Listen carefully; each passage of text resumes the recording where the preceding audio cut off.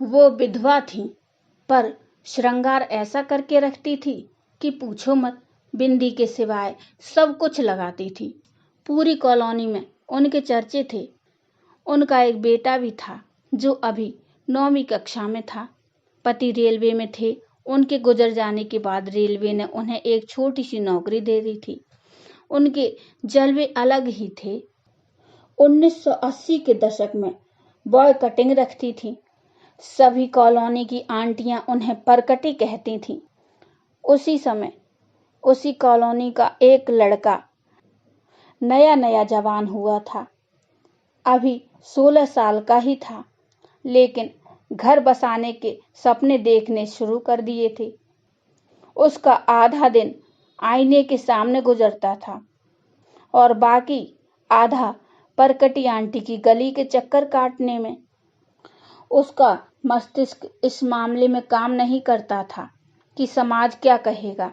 यदि उसके दिल की बात किसी को मालूम हो गई तो उसे किसी की परवाह ही नहीं थी। परकटी आंटी को दिन में एक बार देखना उसका जुनून था। उस दिन बारिश अच्छी हुई। वो स्कूल से लौट रहा था।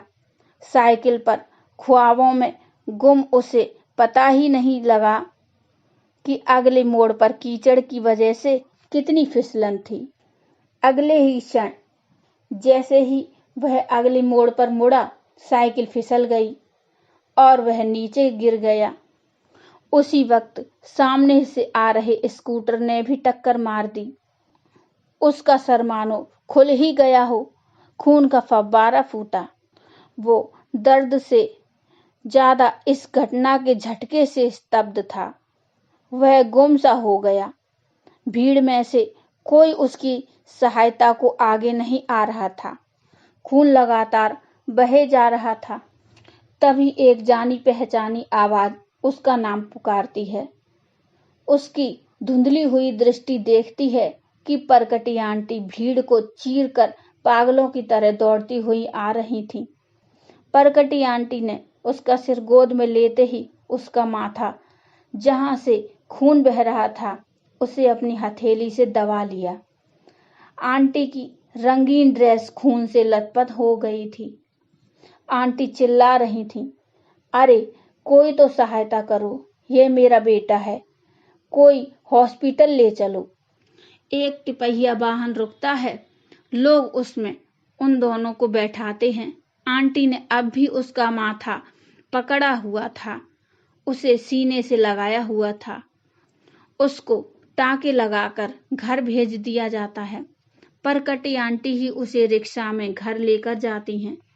वो अब ठीक है, लेकिन एक पहेली उसे समझ नहीं आई कि उसकी वासना कहाँ लुप्त हो गई।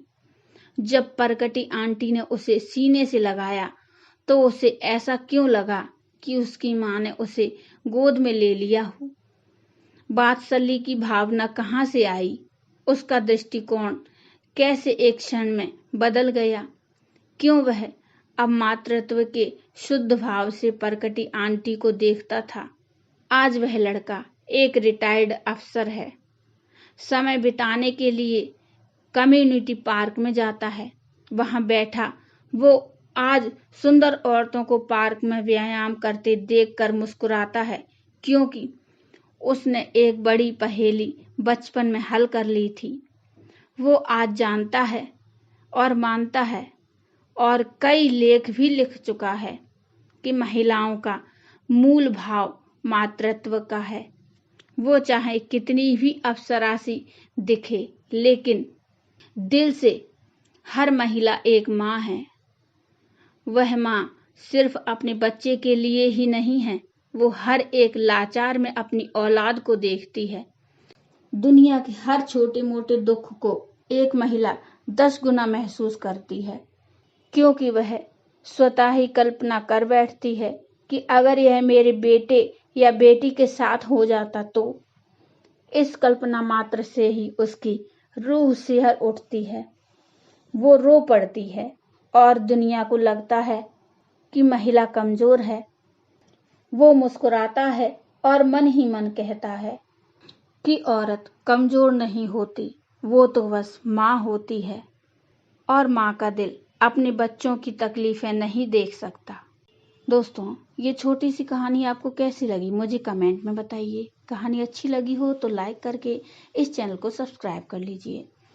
Thank you.